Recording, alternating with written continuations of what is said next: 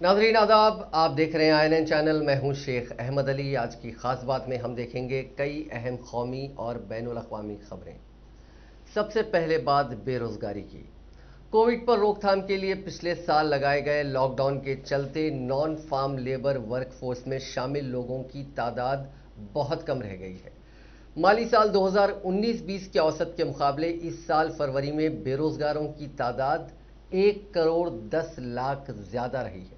Centre for monitoring Indian economy यानी CMIE की report के मुताबिक कोविड के मामलों में उछाल के बाद हालिया लॉकडाउन के चलते बेरोजगारी बढ़ सकती है। CMIE के वीकली एनालिसिस के मुताबिक हालिया रिकवरी के बाद रोजगार का लेवल पिछले माली साल के औसत से 2% कम रहा।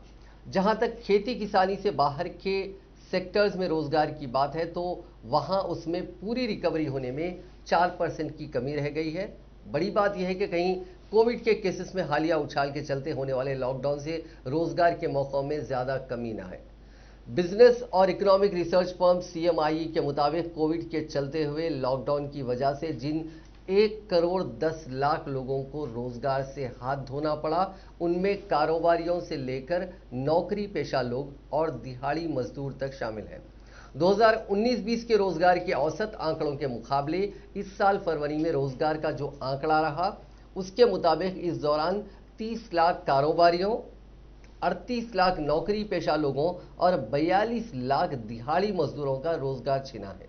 CMIE के मुताबिक फरवरी 2021 में कुल रोजगार का आंकड़ा 39 लाख 90 हजार रहा। माफ कीजिएगा, 39 करोड़ 90 हजार रहा, जो साल भर पहले 40 करोड़ 60 लाख था।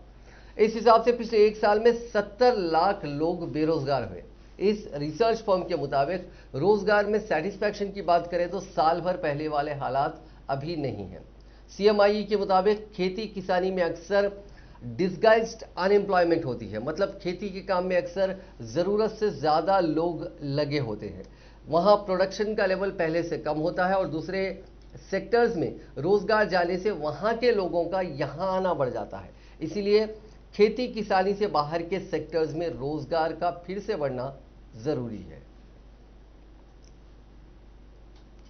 वेस्ट बंगाल और आसाम की 69 सीटों पर जुमेरात के रोज दूसरे फेज के इंतखाबात के लिए वोटिंग हुई। बंगाल में तशद्दुद के कुछ वाकयात और बूथ कैप्चरिंग के इल्जामात के बीच 80% से ज्यादा लोगों ने वोट डाले।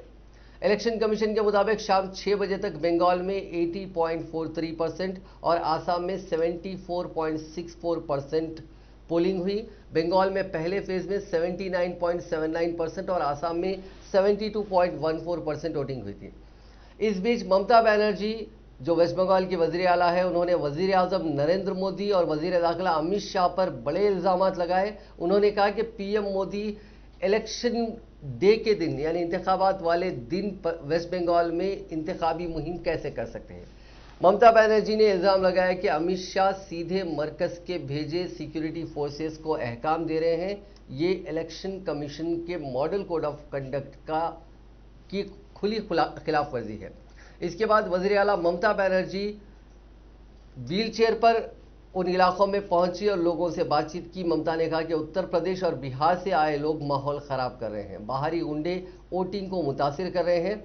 इलेक्शन कमीशन से कई बार शिकायत की गई लेकिन कोई कार्रवाई नहीं हुई। उन्होंने मामले में दखल देने के लिए गवर्नर से भी बात की और सिक्योरिटी फोर्सेस की शिकायत की। उन्होंने कहा कि अगर इलेक्शन कमीशन ने कार्रवाई नहीं की तो वो कोर्ट जाएंगे।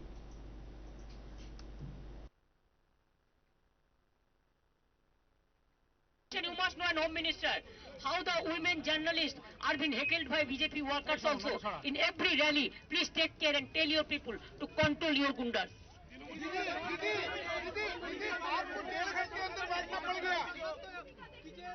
দেখুন, আমি ওনার সাথে পার্সোনালি কথা বলেছি। আমি পার্সোনাল সিক্রেসি মেনটেন করি। I cannot say whatever I discussed with the observers or whatever I discussed with the governor, that is absolutely my confidential and secret matter, that I am not going to discuss. आज जो कुछ भी हुआ आपको अंदर बैठकर काफी हंगामा हुआ, बाहर में काफी हंगामा हुआ। आप अंदर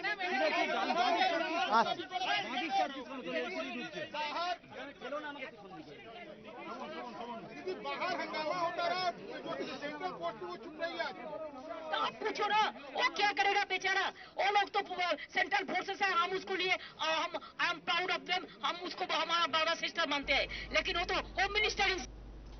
इन इल्जामात के जवाब में वजीर आजम नरेंद्र मोदी ने बंगाल में ही एक रैली में कहा कि ममता बनर्जी हार मान चुकी हैं। बंगाल के लोगों ने दीदी की सरकार हटाने का फैसला कर लिया है। यहां के लोग अब और ज्यादा इंतजार करने के मूड में नहीं है। बंगाल की हॉट सीट नंदीग्राम के एक पोलिंग बूथ पर जमकर हंगामा हुआ। पहले हम आपको सुनाते हैं कि वजीर आजम ने क्या कहा। दीदी तृणमूल कुल नहीं, बंगाल के लोगों के लिए शूल है, शूल। बंगाल को असहनीय पीड़ा देने वाला शूल है तृणमूल। बंगाल को रक्त रंजित करने वाला शूल है तृणमूल। बंगाल के साथ अन्याय करने वाला शूल है तृणमूल। दीदी, ओ दीदी, আপনাকে বাংলার ভাই বোনেদের হত্যার হিসেব দিতে হবে। আপনাদেরকে মায়েদের ছেলের হত্যার হিসেব দিতেই হবে। রক্তের খেলা চলবে না। मैं कहूंगा, आप भी मेरे साथ बोलिए, चलबे ना, चलबे ना। রক্তের খেলা চলবে না। রক্তের খেলা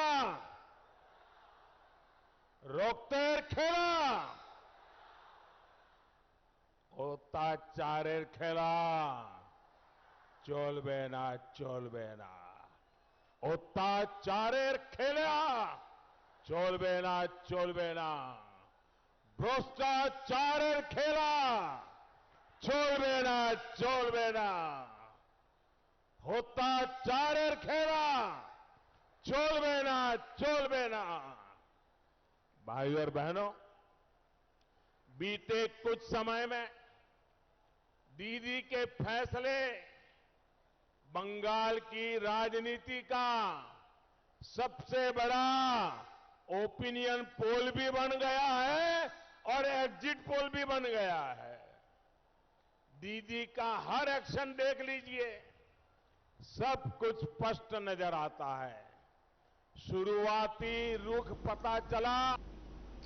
आज पोलिंग के दौरान बंगाल की हॉट सीट नंदीग्राम के एक पोलिंग बूथ पर जमकर हंगामा हुआ। वहां पर टीएमसी कारकुनों का इल्जाम है कि उन्हें पोलिंग नहीं करने दी जा रही थी।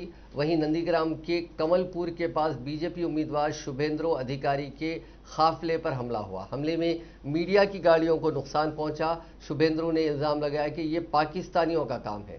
जय बंगला बांग्लादेश का नारा है। उस बूथ पर एक खास कम्युनिटी के वोटर्स हैं जो ऐसा कर रहे हैं। तृणमूल कांग्रेस के राज्यसभा एमपी डेरेक ओब्रायन ने इलेक्शन कमीशन को चिट्ठी लिखकर नंदीग्राम असेंबली सेगमेंट में बीजेपी वर्कर्स की जानिब से बूथ कैप्चरिंग का इल्जाम लगाया। उन्होंने लिखा कि बीजेपी वर्कर्स की भारी भीड़ बूथों में घुस गई।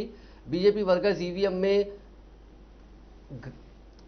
घालमेल करने और बूथ में धांधली करने की कोशिश कर रहे हैं। वहीं बीजेपी ने भी कई जगह इसी तरह के इल्जाम तृणमूल वर्कर्स पर लगाए हैं। टीएमसी ने बीजेपी कारकुनों पर मोइना सीट के 8 बूथों पर कब्जा करने का भी इल्जाम लगाया। पार्टी ने इस मसले पर इलेक्शन कमीशन के पास शिकायत दर्ज कराई है। शिकायत में कहा गया है कि बीजेपी वर्कर्स ईवीएम पर कब्जा कर धांधली कर रहे हैं। वहां तैनात सीआरपीएफ के जवान भी कोई कार्रवाई नहीं कर रहे हैं। इस बीच वेस्ट मेदिनीपुर में माफ कीजिएगा वेस्ट मेदिनीपुर केशपुर में बूथ नंबर 173 पर तृणमूल कांग्रेस के वर्कर्स पर बीजेपी के पोलिंग एजेंट की पिटाई का इल्जाम लगाया जा रहा है। पोलिंग एजेंट को अस्पताल ले जाया गया। बीजेपी लीडर तन्मय घोष की कार में तोड़फोड़ करने की भी खबर है। इससे पहले डोबरा असेंबली सीट से बीजेपी उम्मीदवार भारती घोष ने टीएमसी पर पोलिंग एजेंट को हॉस्टेज बनाने का इल्जाम लगाया। उन्होंने कहा कि नवापुरा बूथ नंबर 22 आंचल 5 में उनके पोलिंग एजेंट को तृणमूल के 150 गुंडों ने घेर रखा है।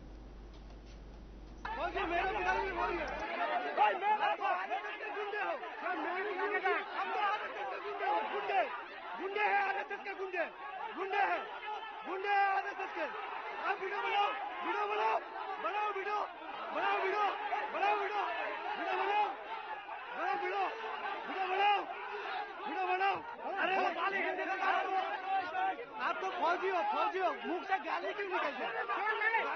माँ बाप घर में घुस के मारोगे, घर में घुस के मारो।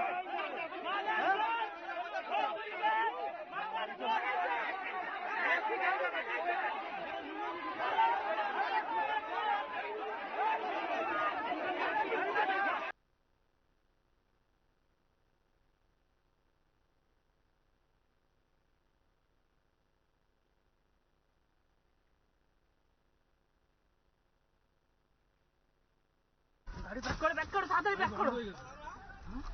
गाड़ी बैक करो, আমরা কাজে এসেছি।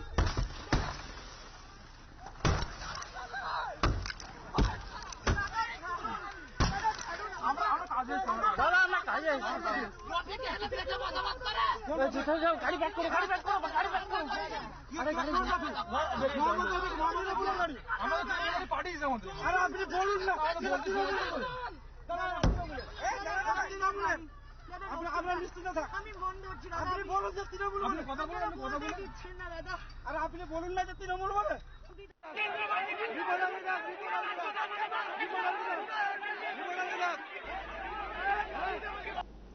इलेक्शन कमीशन ने नंदीग्राम में नोएल इलाका जहां के बूथ का दौरा वज़ीर आला ममता बनर्जी ने किया था, उसमें हुए तशद्दुद के वाकयात पर रिपोर्ट तलब की है। मगरबी बंगाल की वज़ीर आला ममता बनर्जी ने नंदीग्राम में मुतअद्दिद बूथ्स का दौरा किया। ममता बनर्जी के खिलाफ उन्हीं के साबिक साथी शुभेंदु अधिकारी से मुकाबला है। ममता बनर्जी जैसे ही बोयल बूथ पर पहुंची, वहां बीजेपी हामियों ने जय श्री राम के नारे लगाए। ममता बनर्जी के दौरे के बाद वहां पर तशद्दुद के वाकयात हुए। मरकजी फोर्सेस ने अमन कायम करने की कोशिश की। Deputy election commissioner Sudeep Jain ने बोयल के इलाके में पोलिंग बूथ के बाहर होने वाले वाकये और उससे कबल ही केशपुर के इलाके में एक शख्स की हलाकत के बारे में इंतजामिया से रिपोर्ट तलब की है। जुमेरात की सुबह मगरबी मदनीपुर के इलाके केशपुर में तृणमूल कांग्रेस के कारकुन को मुबैना तौर पर चाकू के वार करके हलाक कर दिया गया। इंतखाबात के दूसरे मरहले में 30 सीटों पर पोलिंग आज हुई है। छोटी बचत स्कीमों पर शरह सूद में कटौती के फैसले से पलटते हुए हुकूमत ने जुमेरात को कहा कि उन स्कीमों पर हस्बे साबिक सूद मिलता रहेगा। वजीर खजाना निर्मला सीतारमन ने जुमेरात के रोज इस सिलसिले में एक ट्वीट करते हुए कहा कि सन 2020-21 की आखिरी तिमाही में छोटी बचत स्कीमों पर जिस शरह से सूद मिल रहा था, वो शरह सूद की पहली तिमाही 2021-22 की पहली तिमाही में भी बरकरार रहेगा। उन्होंने कहा कि सूद की शरहों में कटौती के सिलसिले में जो अहकाम जारी किए गए थे, उनको वापस नहीं लिया जा रहा है और उन पर हस्बे साबिक सूद मिलता रहेगा। वजारत खजाना इन स्कीमों पर हर 3 माह बाद इन स्कीमों पर शरह सूद का ऐलान कर दिया। वाज़ेह है कि हुकूमत ने छोटी बचत स्कीमों पर शरह सूद में आधे फीसद से 1% की कटौती करने का फैसला किया था, जिससे पीपीएफ पर शरह सूद 46 साल की कमतरीन सतह पर आ गई थी। इस तरह 46 वर्षों में पहली मरतबा शरह सूद 7% से कम होकर 6.4% पर आ गई थी। इसी तरह नेशनल सेविंग सर्टिफिकेट पर भी शरह सूद 6.8% 6.8% से कम होकर 5.9% कर दी गई थी। इसके साथ ही सुकन्या समृद्धि योजना पर इंटरेस्ट रेट को 7.6% से कम करके 6.9% कर दिया गया था। सीनियर सिटीजन्स की बचत स्कीमों पर शरह सूद को 7.4% से कम करके 6.5% कर दिया गया था। किसान विकास पत्र पर भी इंटरेस्ट 6.9% से कम करके 6.2% कर दिया गया था। पोस्ट ऑफिस सेविंग स्कीम पर शरह सूद को 4% से कम करके 3.5% कर दिया गया।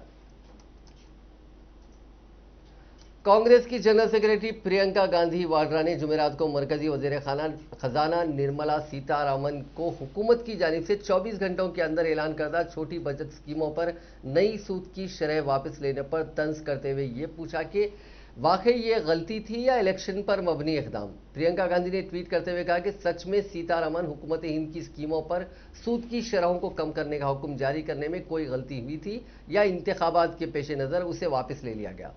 प्रियंका गांधी का यह तबसरा जुमेरात के रोज सीतारमण के कहने के बाद आया कि हुकूमत हिंद की छोटी बचत स्कीमों के सूद की शरह वही रहेंगी जो 2020-21 की आखिरी सहमाही में थी, यानी जो मार्च 2021 के नरख थे।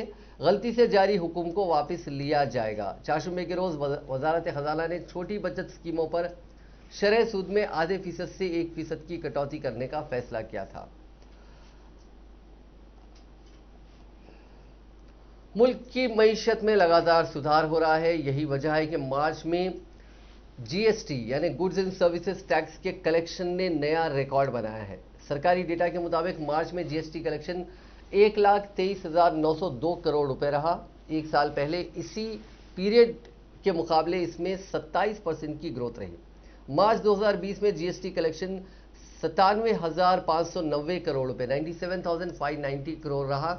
यह लगातार छठा महीना है जब जीएसटी कलेक्शन 1 लाख करोड़ रुपए के पार रहा है।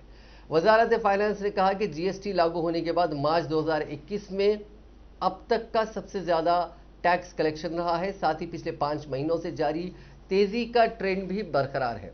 डेटा के मुताबिक कमोडिटीज के इंपोर्ट से मिलने वाले जीएसटी में 70% की ग्रोथ रही, जबकि घरेलू ट्रांजैक्शन से मिलने वाले टैक्सेस में 17% का उछाल आया है। राजस्थान के वज़ीर आला अशोक गहलोत ने मरकजी हुकूमत पर रियासतों को माशी तौर पर कमजोर करने का इल्जाम आयद करते हुए कहा कि मरकज से रियासतों को मिलने वाला हिस्सा काफी कम हो गया है। वहीं अशिया और खिदमत टैक्स यानी जीएसटी में रियासतों को पूरा हिस्सा भी नहीं मिल रहा है। अशोक गहलोत ने आज सोशल मीडिया के जरिए यह इजहार ख्याल किया। उन्होंने कहा कि एक तरफ वज़ीर आज़म कोऑपरेटिव फेडरलिज्म की बात करते हैं, दूसरी जानिब रियासतों को माशी तौर पर कमजोर किया जा रहा है। उन्होंने कहा कि मरकज से जीएसटी में रियासत को पूरा हिस्सा भी नहीं मिल रहा है। उन्होंने कहा कि मरकजी हुकूमत ने बजट में पेट्रोल और डीजल पर सेस लगाया है और बेसिक एक्साइज ड्यूटी को मुसलसिल कम किया जा रहा है, लेकिन स्पेशल एक्साइज ड्यूटी और एडिशनल एक्साइज ड्यूटी बढ़ाई जा रही है। इसके सबब डिविजिबल पूल के तौर पर रियासतों को मिलने वाला हिस्सा काफी कम हो गया है। उन्होंने कहा कि ज्यादातर मरकज तब्दील शुदा प्रोग्रामों में भी रियासत का हिस्सा बढ़ाते हुए मरकज के हिस्से को कम किया गया है। इन तमाम का नामुनासिब असर रियासतों के महसूलात पर मुरतब हो रहा है। वज़ीर आला ने कहा कि मगरबी बंगाल की वज़ीर आला ममता बनर्जी ने तमाम अपोजिशन पार्टियों को जो खत लिखा है और मरकज की जानिब से रियासतों के फंड रोक देने की वजूहात बताई हैं। इस बाबत मैंने पहले असेंबली में मामला उठाया था कि किस तरह मरकजी हुकूमत रियासतों के साथ सौतेला बर्ताव कर रही है। काबिल जिक्र है कि अशोक गहलोत आज आसाम के दौरे पर हैं।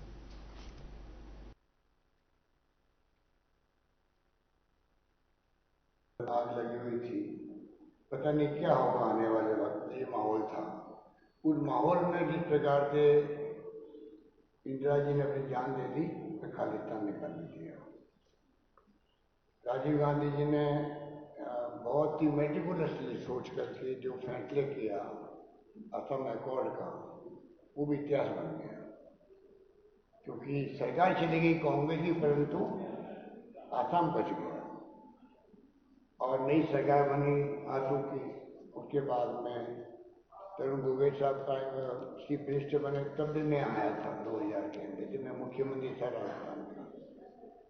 और 15 साल तक तरुण गोगोई साहब ने अपने अनुभव से जिस प्रकार से आसाम का नक्शा बदला, शांति स्थापित की, माहौल ठीक किया, विकास की गंगा बहाई, वो इतिहास आपके सामने, मुझे कहने की आवश्यकता नहीं, मुझसे ज़्यादा आप जानते हैं। और फिर अचानक ही जिस प्रकार से धोखा देकर के सरकार के अपने लोग जो थे वो चले गए अपने स्वार्थ से, निजी स्वार्थ से। और उसके बाद में 5 साल के इतिहास भी आप जानते हैं किस प्रकार से मणिपुर में, गोवा के अंदर, जहाँ जहाँ उनका बस चला वहाँ जिस प्रकार से मेजोरिटी किसी पार्टी की थी, सरकार किसी की बनी। कर्नाटक में, मध्य प्रदेश देख लिया आपने क्या हो रहा है। तो आज़ादी के बाद में पहली बार ऐसे लोग आए सत्ता में आरएसएस और बीजेपी के जो फासिस्टी लोग हैं, जिनका कोई यकीन नहीं लोकतंत्र के अंदर, लोकतंत्र का मुखौटा पहने हुए हैं और शासन कर रहे हैं। और यही कारण है कि आज हॉर्स ट्रेडिंग के माध्यम से जिस प्रकार सरकार बदलने का जो सिलसिला शुरू हुआ है, वो डेमोक्रेसी खतरे में हो गई देश के अंदर। राजस्थान में क्या हुआ आप सबको मालूम है, आप सबकी दुआओं से सरकार वहाँ पर कायम है। तो ये एक लंबा इतिहास जो देश में बन रहा है, आज सबसे अमीर पार्टी दुनिया की वो भारतीय जनता पार्टी बन गई है, क्योंकि नोटबंदी डिमोनेटाइजेशन के बाद में जिस प्रकार के इलेक्ट्रॉन बॉन्ड आए हैं, हमें उम्मीद थी कि सुप्रीम कोर्ट कुछ फैसला करेगा, रोक लगाएगा, परंतु एक तरफा 95% से ज़्यादा पैसा बीजेपी इकट्ठा कर रही है, इंडस्ट्रीज में दबाव देके कर रही है। और बॉन्ड ऐसी चीज़ है जो किसी को मालूम नहीं कौन किसको क्या दे रहा है।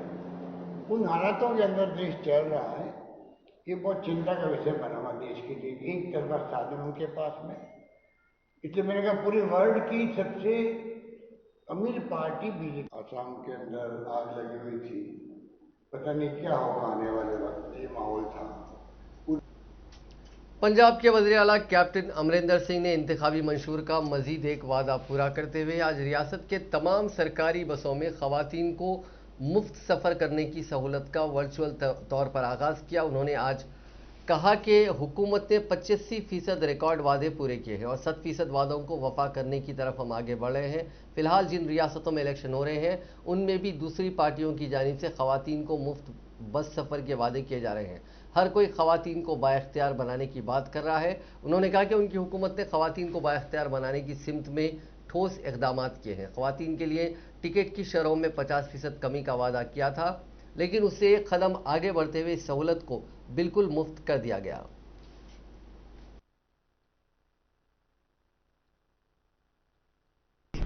कि ਅਸੀਂ 50% ਰਿਜ਼ਰਵੇਸ਼ਨ ਰੱਖਾਂਗੇ ਪੰਚਾਇਤ ਔਰ ਮਿਊਨਿਸਪੈਲਿਟੀਜ਼ ਵਾਸਤੇ ਔਰ 33% ਗਵਰਨਮੈਂਟ ਵਾਸਤੇ ਦੇ ਵਿੱਚ ਨੌਕਰੀਆਂ ਬੀਬੀਆਂ ਵਾਸਤੇ। ਲੇਕਿਨ ਖੁਸ਼ੀ ਮੈਨੂੰ ਇੱਕ ਹੁੰਦੀ ਹੈ ਕਹਿਣ ਦੀ ਕਿ ਵੀ ਹੈਵ ਅਚੀਵਡ ਐਵਰੀਥਿੰਗ। ਅਸੀਂ ਫੁੱਲ ਇੰਪਾਵਰਮੈਂਟ ਜੋ ਪ੍ਰੋਮਿਸ ਕੀਤਾ ਸੀ ਉਹ ਅਸੀਂ ਕਰ ਦਿੱਤਾ ਹੈ। ਔਰ ਸਮਾਂ ਮੈਂ ਦੇਖ ਰਿਹਾ ਸੀ ਅਖਬਾਰਾਂ 'ਚ ਕਿ ਜਿੱਥੇ ਹੁਣ ਇਲੈਕਸ਼ਨ ਚੱਲ ਰਹੇ ਨੇ 5 ਸੂਬਿਆਂ ਦੇ ਵਿੱਚ ਸਾਰੀਆਂ ਪਾਰਟੀਆਂ ਨੇ ਆਹੀ 33% ਰਿਜ਼ਰਵੇਸ਼ਨ ਗਵਰਨਮੈਂਟ ਸਾਡੀ ਰੀਸ ਕਰਦੇ ਹੋਏ ਉਹਨਾਂ ਨੇ ਵੀ ਆਪਣੇ ਜ਼ਿਲ੍ਹਿਆਂ ਆਪਣੇ ਸੂਬਿਆਂ ਦੇ ਵਿੱਚ ਸ਼ਾਮਲ ਕੀਤੀਆਂ ਨੇ। ਸੋ ਸ਼ੁਰੂਆਤ ਆਪਣੇ ਪੰਜਾਬ ਵੱਲੋਂ ਹੋਈ ਹੈ ਔਰ ਉਹ ਵੀ ਹੁਣ ਉਧਰ ਨੂੰ ਤੁਰ ਰਹੇ ਨੇ। ਬੱਸ ਕੰਸੈਸ਼ਨ ਦਾ ਜਿਹੜਾ ਸੀ ਇੱਕ ਹਿੱਸਾ ਹੈ, ਇਹਦੇ ਨਾਲ ਫਾਇਦੇ ਬੜੇ ਹੋ ਜਾਂਦੇ ਨੇ। ਹੁਣ ਕਈ ਬਹੁਤ ਗਰੀਬ ਘਰਾਣੇ ਦੇ ਬੱਚੇ ਨੇ, ਉਹਨਾਂ ਨੇ ਕਿਤੇ ਦੂਰ ਜਾਣਾ ਆਪਣੇ ਕਾਲਜ ਵਾਸਤੇ ਨਹੀਂ ਜਾ ਸਕਦੇ ਬਿਕੋਜ਼ ਉਹਨਾਂ ਦੇ ਪੇਰੈਂਟਸ ਅਫੋਰਡ ਨਹੀਂ ਕਰ ਸਕਦੇ, ਕਿਰਾਇਆ ਵੀ ਨਹੀਂ ਅਫੋਰਡ ਕਰ ਸਕਦੇ।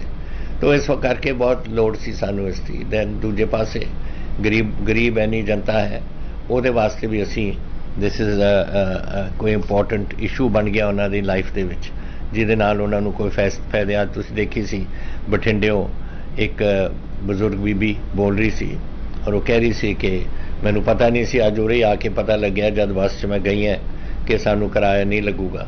ਸੋ ਇਹ ਬੜੀ ਇੱਕ something for the ladies empowerment ਤਾਂ ਹੈ, ਲੇਡੀਜ਼ ਦੇ ਆਪਾਂ ਮਨਾਉਂਦੇ ਹਾਂ, ਬਟ ਕੁਝ ਕੰਕਰੀਟ ਗੱਲ ਜਿਹੜੀ ਕਰਨੀ ਹੈ ਉਹ ਜ਼ਰੂਰੀ ਸੀ ਉਹਨਾਂ ਵਾਸਤੇ ਕਰਨਾ। ਤੇ ਵਾਅਦਾ ਸੀ ਸਾਡਾ 50% ਕਿ ਅਸੀਂ 50% ਕਿਰਾਇਆ ਇਹਦਾ ਛੁਟਕਾਰਾ ਕਰਾਂਗੇ। ਲੇਕਿਨ ਮੈਨੂੰ ਖੁਸ਼ੀ ਹੈ ਕਹਿੰਦੇ ਕਿ ਗਵਰਨਮੈਂਟ ਨੇ ਫਿਰ ਫੈਸਲਾ ਕੀਤਾ ਹੈ, ਸਾਡੀ ਕੈਬਨਿਟ ਨੇ, ਸਾਡੀ ਪਾਰਟੀ ਨੇ, ਔਰ ਇਹ 100% ਆਪਾਂ ਨੇ ਕੀਤਾ ਹੈ ਕਿ ਬਿਲਕੁਲ ਕੋਈ ਕਿਰਾਇਆ 1 ਰੁਪਈਆ ਵੀ ਨਹੀਂ ਕਿਸੇ ਤੋਂ ਲਿੱਤਾ ਜਾਊਗਾ किसी भी बीबी तो। So I think this is a very important. अब बात कोरोना वायरस की। दुनिया में पिछले 24 घंटों में 6,38,150 कोरोना के नए मुतासरीन मिले हैं। इस दौरान 12,234 लोग ठीक भी हुए हैं। अब तक 12,94,00,000 लोग कोरोना वबा की चपेट में आ चुके हैं। इनमें से 10,44,00,000 लोग ठीक हो चुके हैं, जबकि 28,27,000 से ज़ायद मरीजों की मौत हुई है। 2,22,00,000 मरीज ऐसे हैं जिनका फिलहाल इलाज चल रहा है। कोरोना की तीसरी लहर के बीच फ्रांस ने मुल्क में 1 महीने के लॉकडाउन का ऐलान किया है। फ्रांस के सदर इमैनुअल मैक्रोन के मुताबिक कोरोना के बढ़ते खतरे के मद्देनजर अगले 3 हफ्तों तक स्कूल बंद रहेंगे। ईस्टर के बाद अगले 1 महीने तक कैश मुल्क के अंदर भी सफर करने पर पूरी तरह से पाबंदी रहेगी। उन्होंने कहा कि हमें वबा की तीसरी लहर से बचने के लिए लॉकडाउन लगाना ही होगा, नहीं तो ये अस्पतालों पर भारी पड़ सकती है। हिंदुस्तान में कोरोना की दूसरी लहर खतरनाक होती जा रही है। यहां पिछले 24 घंटों में 72,072 मुतासरीन की पहचान हुई, 40,417 लोग ठीक हुए और 458 मरीजों की मौत भी हुई। नए मरीजों का आंकड़ा पिछले 172 दिन में सबसे ज्यादा है। इससे पहले 10 अक्टूबर को 74,418 केसेस आए थे। मौतों का आंकड़ा भी बीते 116 दिनों में सबसे ज्यादा है। इससे पहले 5 दिसंबर को 482 लोगों ने जान गंवाई थी। मुल्क में अब तक करीब 1 करोड़ 22 लाख लोग इस वबा की चपेट में आ चुके हैं। करीब 1 करोड़ 14 लाख ठीक हो चुके हैं। 1,62,000 ने अब तक जान गंवाई है। 5,80,000 का फिलहाल इलाज चल रहा है। तेलंगाना में कोरोना के 887 नए मामला दर्ज किए गए हैं। गुज़िश्ता 24 घंटों के दौरान मजीद 4 अमवात हुई हैं, जिसके साथ ही वायरस से मरने वालों की तादाद 1701 हो चुकी है। जीएचएमसी के हुदूद में 145 नए मामला दर्ज किए गए हैं। बकिया मामला रियासत के दीगर अजला में दर्ज किए गए। हिंदुस्तान में कोरोना के बढ़ते मामलों के बीच मरकजी हुकूमत ने अप्रैल में रोज वैक्सीनेशन कराने के अहकाम जारी किए हैं। मरकज ने रियासतों और यूनियन टेरिटरीज से कहा है कि हुकूमत ये सरकारी छुट्टी वाले दिन भी सरकारी और प्राइवेट सेंटर्स पर लोगों को टीका लगाने का इंतजाम किया जाए। कोरोना की दूसरी लहर के बीच वैक्सीनेशन की रफ्तार बढ़ाने के लिए यह फैसला किया गया है। इंडियन प्रीमियर लीग पर कोरोना का साया मंडराने लगा है। कलकत्ता नाइट राइडर्स टीम के प्लेयर नीतीश राणा कोरोना मुतासिर पाए गए। राणा गोवा में छुट्टी मनाने के बाद टीम से जुड़े थे। जुमेरात को यह जानकारी सबसे पहले एक अखबार ने दी थी। उसके 6 घंटे के बाद केकेआर के मैनेजमेंट ने भी इसकी तस्दीक कर दी। केकेआर की तरफ से कहा गया है कि राणा 22 मार्च को ही पॉजिटिव हुए थे। कुछ दिन आइसोलेशन में रहने के बाद उनकी फिर से जांच की गई। वो 1 अप्रैल को आई रिपोर्ट में नेगेटिव पाए गए। फ्रेंचाइजी की तरफ से कहा गया कि कोरोना नेगेटिव रिपोर्ट के साथ ही नीतीश राणा ने टीम को रिपोर्ट किया है। उन्होंने 19 मार्च को जांच कराई थी। बीसीसीआई प्रोटोकॉल के तहत उन्हें नेगेटिव रिपोर्ट के बावजूद 7 दिनों के लिए क्वारंटाइन में रखा गया था। 22 मार्च को उनकी फिर टेस्टिंग हुई और इस बार वो पॉजिटिव पाए गए। इसके बाद उन्हें आइसोलेशन में रखा गया, हालांकि उनमें कोई अलामात नहीं थे। आपको बता दें कि नीतीश ने पिछले साल केकेआर के लिए 14 मैचों में 25.14 के औसत से 254 रन बनाए थे। उन्होंने आईपीएल में अब तक खेले 60 मैचों में 28.17 के औसत से 1,437 रन बनाए हैं। उनका स्ट्राइक रेट 135.56 का रहा है।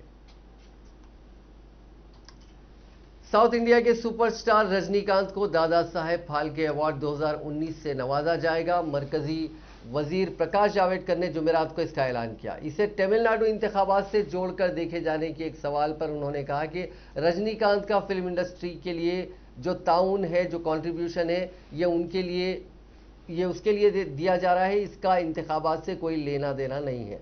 दरअसल तमिलनाडु में 6 अप्रैल को असेंबली इलेक्शंस के लिए वोटिंग होनी है। रजनीकांत को 51वां दादा साहेब फाल्के अवार्ड 3 मई को दिया जाएगा।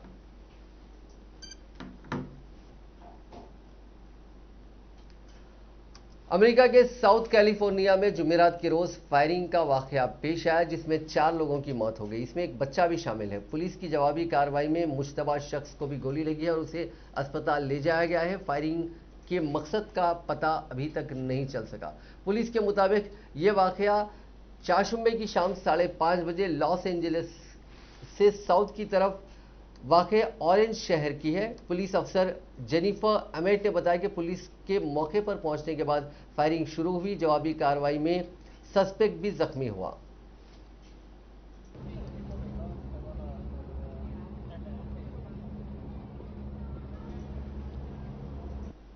नाजरीन, आज की खास बात में बस इतना ही। आपसे कल मुलाकात होगी नई खबरों के साथ, नए एनालिसिस के साथ। फिलहाल दीजिए इजाजत। खुदा हाफिज।